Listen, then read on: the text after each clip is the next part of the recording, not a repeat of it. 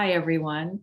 Well, someone asked me to draw a card for them, a viewer. I'm so excited. Thank you. And so I did. And this message is for you. You know who you are. So as I was drawing the card, actually, I got a couple of cards, just two cards. And I also did a hexagram. I was on the verge of tears the whole time. So I suspect that this is a particularly distressing time for you. And again, I may not be right, so just take it with a grain of salt, but this is what I got. And that's my cat, Beautiful. She's over there having a little bath, so let's hope she keeps it G-rated. No, she's okay. Anyway, so I felt on the verge of tears. So I'm sorry if you're having a distressing time at this time. So the first card I got was number 37, and it's called The Never Ending Story. And what this is basically saying, this was the most prominent card. The energy was very strong, like this was the most prominent. And it says, this is the never ending story of self-criticism, the wounded ego, and unnecessary dramas. So perhaps this is something that's going on in your life. And it goes on to say that, the never-ending story of human life is always about heartache, hurt, loss, rejection, humiliation, self-loathing. And the message that they want you to hear at this time is, today, know that none of this is actually true. The sky is not falling.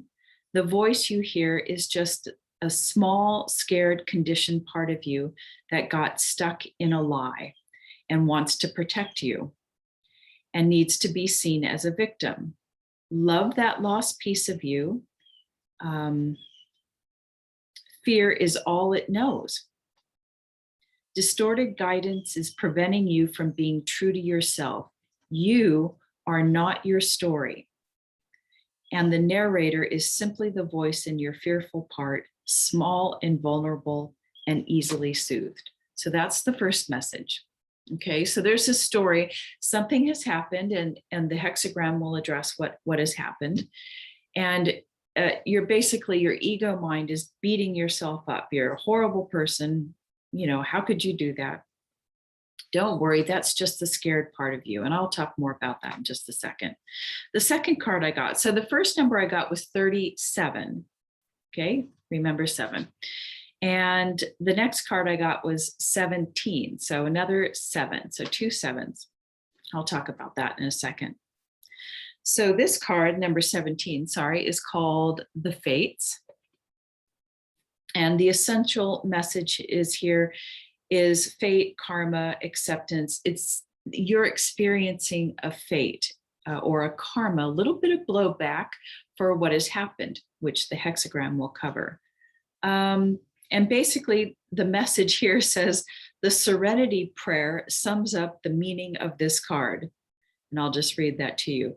God, grant me the serenity to accept the things I cannot change, the courage to change the things I can, and the wisdom to know the difference. Okay, so it's just saying that there are things in life that you will never have control over. And the conditions that are occurring now are for your evolution. Okay, so that's the general message. So you're kind of in a karmic blowback.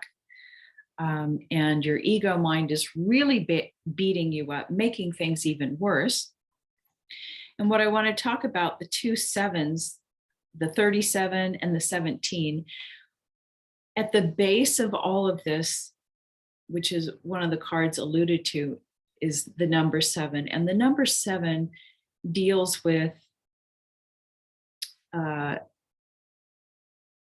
heart wound within you that has not been acknowledged, that you've been covering up. And there's a very, very deep heart wound. It's like maybe your heart has been shattered and broken into pieces, and you've been kind of living this facade, but underneath there's this heart wound, like I said, a fearful part of you that keeps perhaps lashing out or has opinions that aren't necessarily what's in your inner truth. And you're having a little bit of an inner battle. So let's move on to the hexagram that I got that will explain even more. So I got hexagram 4, and it's called Youthful Folly. But the gene key related to this, gene key 4, is intolerance is the shadow, understanding is the gift, and forgiveness is the illuminated energy.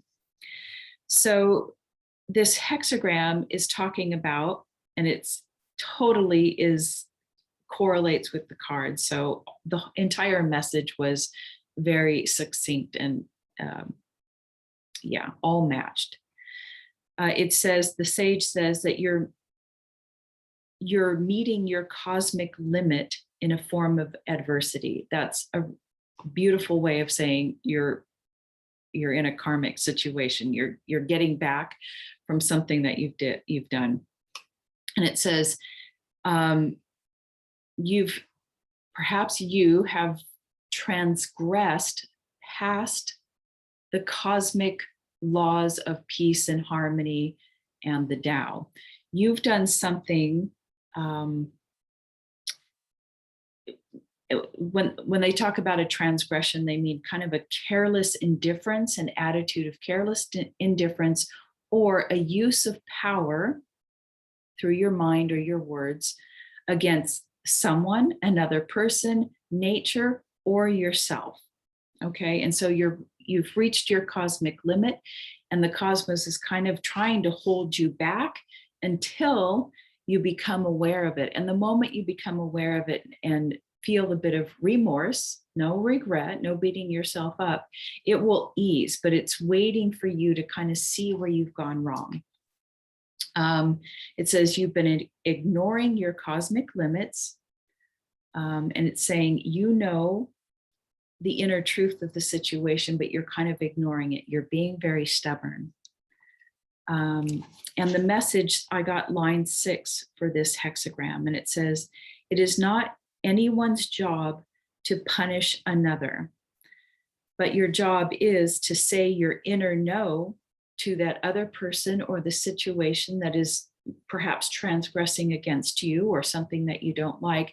You say the inner no to that person's higher self, to their ego, and then it is your job to retreat from the situation and turn things over to the sage and your helpers. But I suspect if this is about another person, perhaps there was a little bit of an argument, you know, slinging of some words, or you have your own inner opinions and you're making some judgments or being harsh in some way, labeling another person or being intolerant. And that's what the Gene Keys talks about.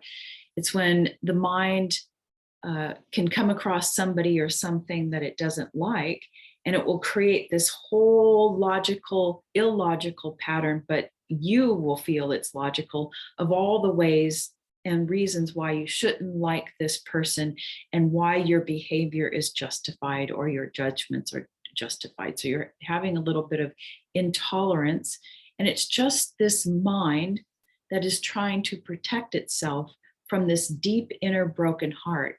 And the thing is, you know better. You can feel it within yourself. And that's where all this turmoil is coming from, is the battle between your inner truth, your inner heart of understanding and forgiveness, and the mind that keeps wanting to protect this broken heart. So just with that awareness and just kind of, okay, I'm not going to beat myself up anymore. It's all okay. Whatever karmic blowback is happening, adversity is happening, will go away.